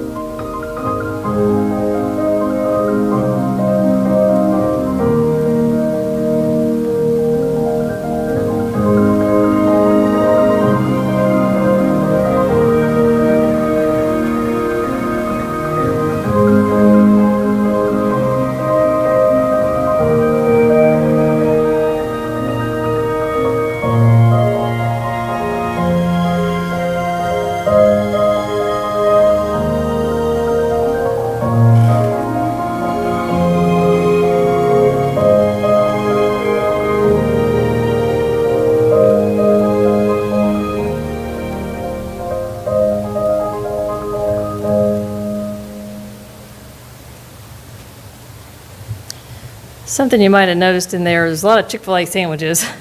Something we partner actually with Chick-fil-A in Clemens, and David Moore was a great partner with us. We reached out to him, and during the pandemic, we gave out over 3,350 free Chick-fil-A sandwich meals to Davie County students.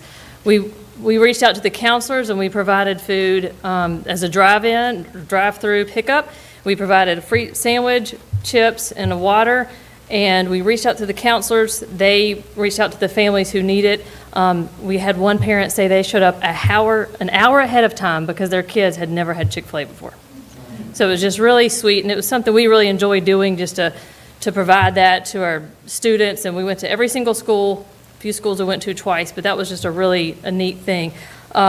Just want to mention a couple numbers.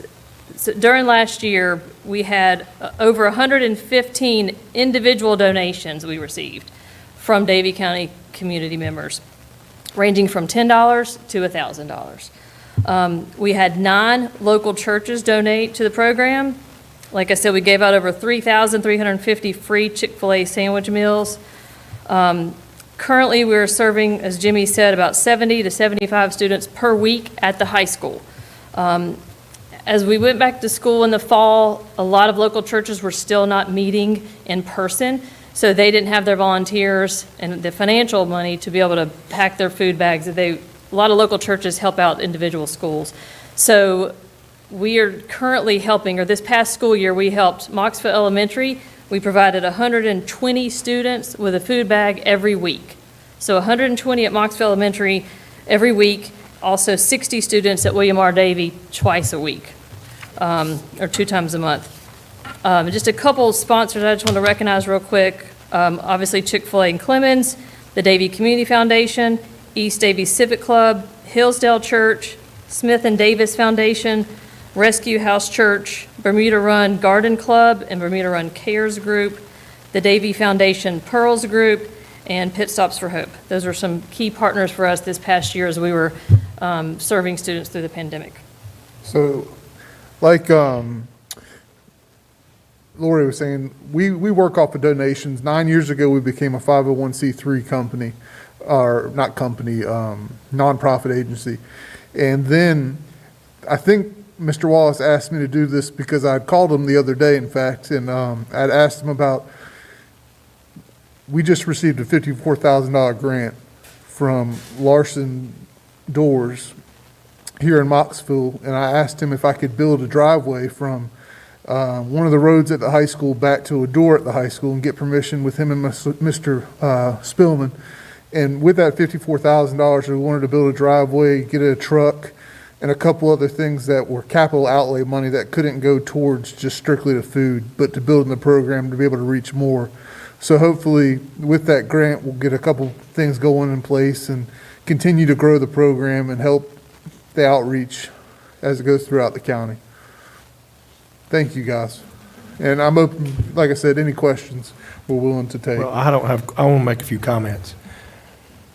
What do you say? My goodness, people. You said it. It doesn't just happen.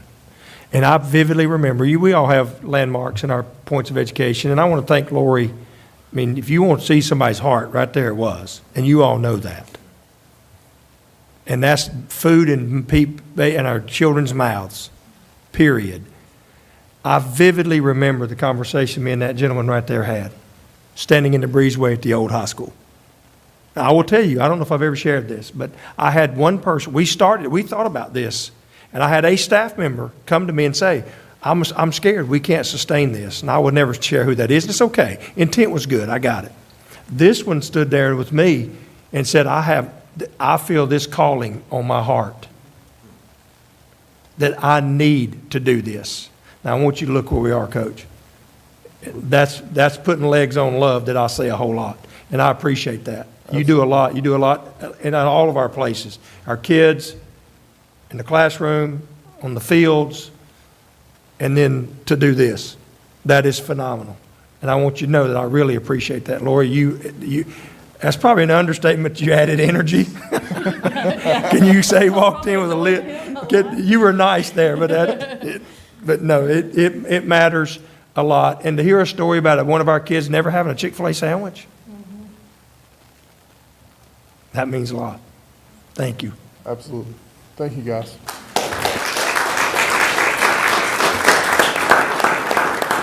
Here you go, Coach Welch and Lori, you got a $100 donation here tonight, so, from Miss Jill Wilson, so, you, absolutely, thank you, Jill.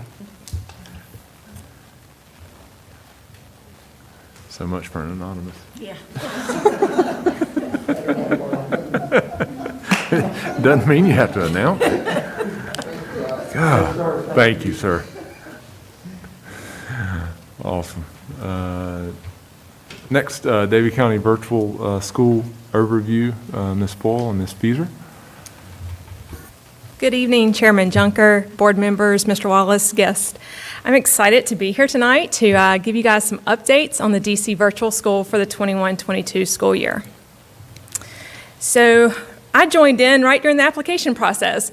So applications were put out on our website, communicated through parents, through the school messenger, and we accepted applications throughout the whole month of March. And I've got some numbers for you. We received a little over 200 total applications for grades 4 through 12, and you're going to see throughout the presentation, it's about evenly split the entire time. So for grades 4 through 8, 111, and grades 9 through 12, 113 applied. We do currently offer a waitlist application to any new families to Davie County. We didn't want them to lose out on that opportunity. In order to be consistent, we looked at how did we accept students into our STEM program and to the early college, and we wanted to follow a consistent procedure. So we reviewed all of the applications. We reviewed their current and historical student data, really focusing on their current attendance and grades and how they were performing. If more information was needed, we reached out to the current teachers to get some survey data, as well as scheduled an interview with the parent and student. So out of those numbers, we accepted 85 into 4-8 and 81 into 9-12 with follow-up interviews of 11 and 12. And then we put this back on the parents because they know their families, they know what's best for their children, they knew how their children will learn best. And so we sent out decision letters and contracts over spring break. On April 7th, I traveled over here and me and Mr. Marshall worked on those, and contracts were asked for parents to send those back. They could email them, they could drop them off, they could mail them back by April 18th.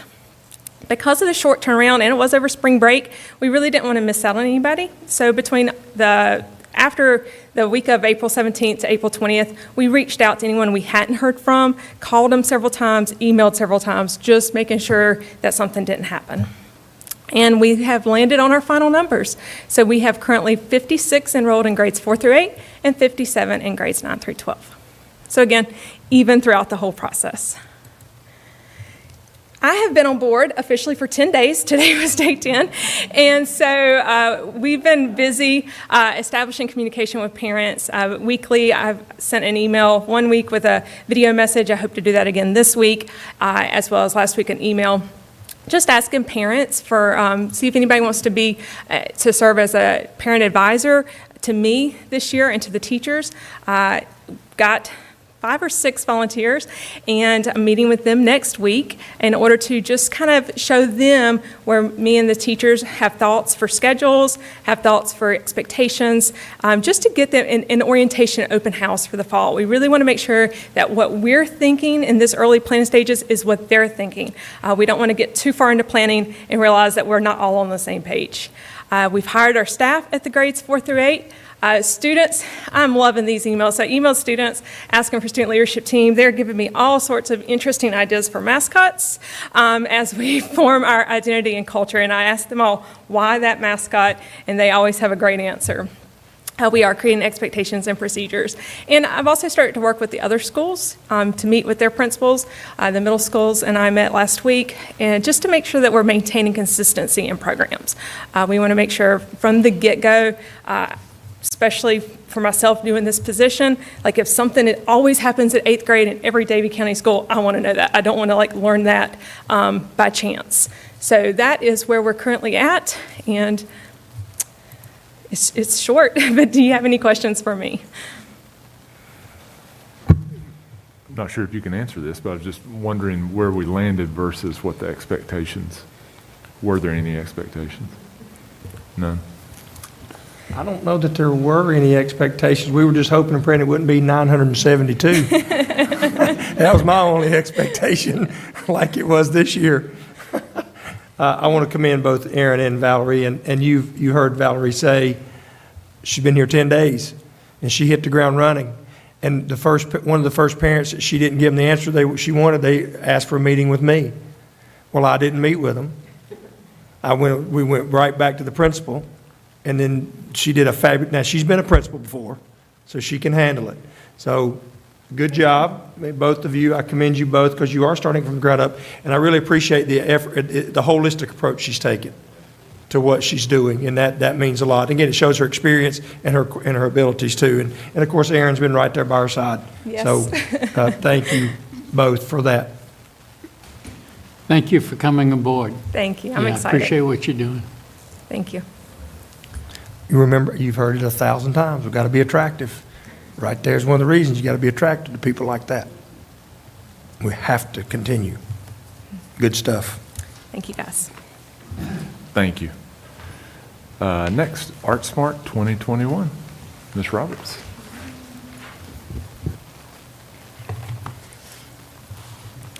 Good evening, Chairman Junker, board members, and Mr. Wallace. I bet y'all are hungry, so I won't take up too much of your time. But on behalf of all of our blossoming artists in Davie County, we have some really good news for you. The arts are alive and well in Davie County, and not only that, but have evolved into a global model in the event, which we hope will never be in a pandemic again, but we have risen to the occasion and shown that we made the best of it. And I think that you will be very pleased with what you see that we share with you this evening. So I'm gonna head to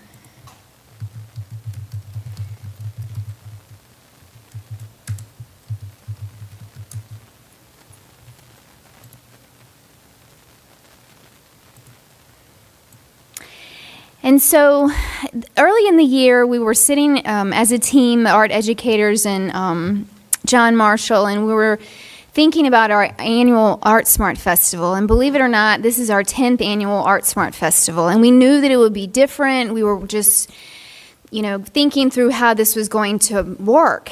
And John is brilliant, and thanks to him, we moved in the direction of gathering our resources and our intention to have a virtual festival this year. And thanks to Will Mars, who's at the high school, we have accomplished the goal, and the children are able to share a resource and a festival that people all over the world are able to come and see, and that they can have in their portfolios as well, and that family can check out later in the summer. It's very user-friendly, so when we go to our main page, our Davie County Schools page, and we click on this area here, it's going to bring us to the link, and it's very easy to navigate on our desktops, our notebooks. The file is very large because we've been very busy, so I'd encourage everyone to access it on one of your tablets. But when you click on this link, it'll bring you to the interactive PDF.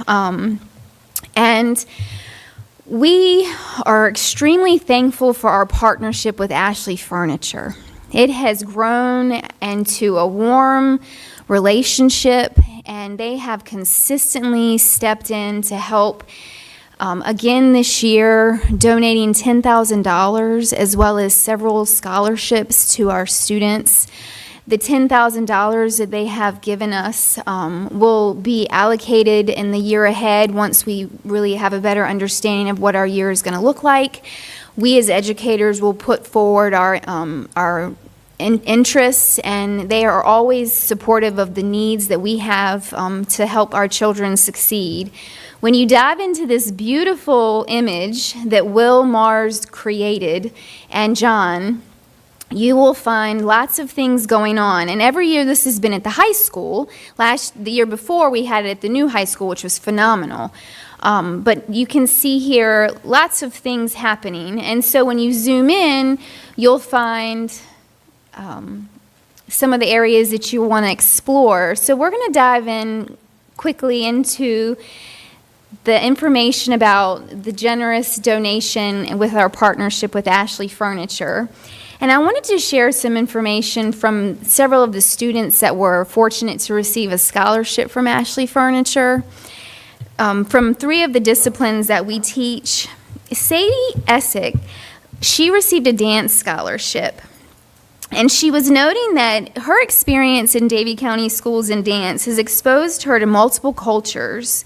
It's improved her dance abilities, and it's allowed her to participate in various service projects. She had the opportunity to perform at a nursing home as a way to bring joy and entertainment to its residents, and she was a member of a group selected to demonstrate the importance of the arts in schools at our state government representatives. Another amazing student that received a scholarship this year was Andrea McBride. She received a visual arts scholarship. Her intention is to continue pursuing her graphic design education, and she emphasized that she wanted to have a lucrative income so that she can be comfortable and so that she can also give back to her family that has been so helpful to help her get where she is today. And the third artist that received a scholarship from Ashley Furniture is Katie Dyson. She received a band scholarship. And the information that she shared in her writing notes that she's played lots of instruments. She's played the piano in 3rd grade. In 6th grade, she picked up the clarinet. She's learned the alto sax, the mandolin, the ukulele. And when she was a freshman, she said, I was involved in either lessons, an extracurricular ensemble, marching band, rehearsal every day after school. My sophomore year, she says, I decided to put in all the effort I had to be a better musician. I made it into the all-district band and something that I've done every year since. Her plan is to major in biology on the path to become a geneticist. And she noted that music and the instruments that she's played have always been with her through the rough times, and that she plans to keep doing this as long as she can. Another important award that we gave out this year goes to a very special family in many ways to our community. Our humanitarian award this year goes to Bill and Nancy Witcher. Mr. and Mrs. Witcher are both retired North Carolina music educators and are the parents of Miss Erin Penley, which is one of my colleagues, and she's amazing, an elementary music teacher at Coolamy and Pinebrook. And their grandchildren, Bryson and Garrett, are alumni of the Davie County band programs, and they study with Mr. McCrary and Mr. Jiminson. Mr. Witcher has served as a guest conductor of the Davie High Wind Ensemble and offered his services as a band clinician, a trumpet specialist on multiple occasions to help the band programs prepare for concerts, state music performances, assessments, and festivals. They have also given donations, they've called, emails to check on everyone to make sure that we are on the right path and have the support that we need. So we're extremely thankful for this amazing family in many ways. Another special highlight that I think our virtual school will be very pleased to see is the presence of our North Carolina Poet Laureate, Miss Jackie Shelton Green. And she completed an artist in residency this April with Davie County Schools Virtual. She worked with 4th through 8th graders, and she is still currently the North Carolina Poet Laureate. Governor Cooper he recommended again her continued efforts to be the North Carolina Poet Laureate. And I encourage you all, especially just throughout this year that we've had, to read some of these writings from students. They wrote letters to COVID. They've written letters, in terms of it. One of these was, let me see, I am a tennis racket, or I am a blanket. Just really fascinating writings, their favorite things from their points of view. And so students had an opportunity to really express themselves creatively and received very high level interaction with an educator that has been the North Carolina Poet Laureate for many years and is still the North Carolina Poet Laureate for our state. So let's just take a minute and just look over what else is happening in this masterpiece. Over in this area, when you dive in, you'll see lots of virtual visual arts galleries. On our main stages, you'll find podcasts from middle school students, superhero creations, our dance concert from winter 2020, COVID Follies, Davie County High School Hear Us Roar. We have our band performances over in this area. And when you dive into the elementary music departments, I think I'll need to zoom in really quickly. Let's see. I want to just show you something incredibly impressive. Within our music departments, and as you know, going into this year, we were really concerned about how we were going to continue to keep the same caliber of education musically because of some of the restrictions. Well, we definitely did not let that limit us at all. There is an extreme amount of integration, core integration going on in music classrooms. The students, thanks to you all and your support, they were creating their own band lab recordings, virtual Chrome music labs. They were using hand instruments. They were reading along using instruments. So there's just a lot of resource in here. And one of the beautiful things about this festival is that anyone in our community globally can come in and see the caliber of art education that's going on in our schools and how the students are interacting with us as teachers and with each other, but especially during this unique time. I'm so proud of our students, and they have done exceptional work even in this situation. So the last few things that we wanted to show you in our virtual festival are some of our visual works. So when we dive in, these are some of the artworks. I'm going to brag for a quick second. These are some of the artists that I've had the privilege of working with this year. And you can see that in this festival, we have a section as well as on some of these pages where you're able to see the students actually in the process and some of the behind the scenes, which I think is a big benefit of this resource that we've created. Because there's a lot that happens behind the scenes as well. And so you can see they're so proud of their work. And some of this work is up right now in our school on our end of the year exhibit. And as you look down in this bottom corner down here, when you have a chance to look over in our Spelling Bee logo competition, we were asked, thankfully, this year to participate in our Spelling Bee. And the visual artists in our at South Davie were able to create the Spelling Bee logos for our bee this year that projected onto the virtual experience for guests as well. So those are really fun to see. You can see them down in there when you dive in. So we're really proud of them to do that as well. We study different logos around the country and the world, and they really stepped up to the plate for that. The resource is not only the festival is not only a place where we can see what the kids are doing in our classrooms, but it's also a great resource for them to continue their education. Some of these areas are make and takes, virtual museum tours. We have famous musical performances. The children are able to see the Beatles in 1965, or Miles Davis and Elvis performance in 1968. Some Tony Award footage from The King and I, The Lion King and Hamilton are down in our make and take area. And also Google Arts and cultural interactive sites and areas where they can have some science and math and history integration. So right down in the heart of the festival are areas where the children could dive in and create music on their devices. They can create masterpieces on their devices.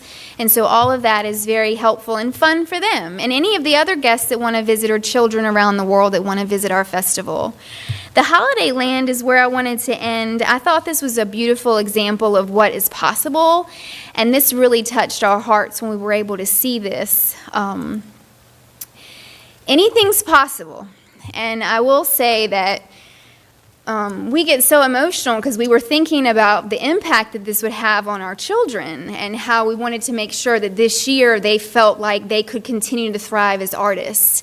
And so these are all students that are performing in their home together. And it's amazing. So I just wanted to end with this because it's just beautiful.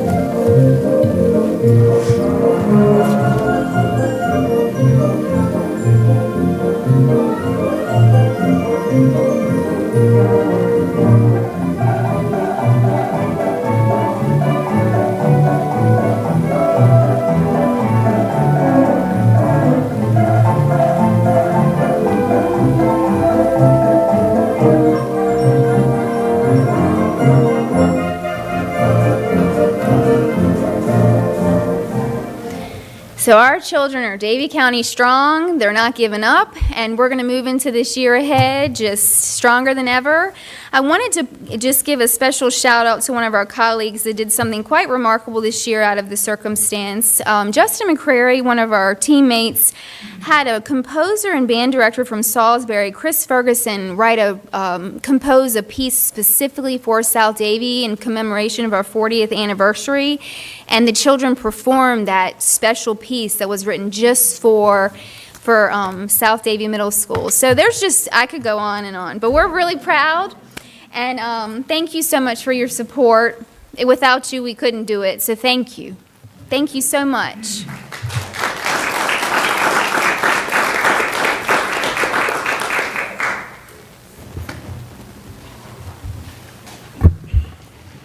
Thank you so much, and thank you for your passion, as always. It's contagious. That concludes our regular meeting. Next, I will call for a motion to go into closed session. Let me read this. To preserve the attorney-client privilege pursuant to the North Carolina general statutes listed on our agenda, to discuss personnel matters protected by state law, and to discuss student matters made confidential by general statutes and FERPA. I have a motion by Mr. Carroll. I have a second by Ms. Smith. All those in favor? Motion carries 7-0. We are now in closed session. Thank you guys so much.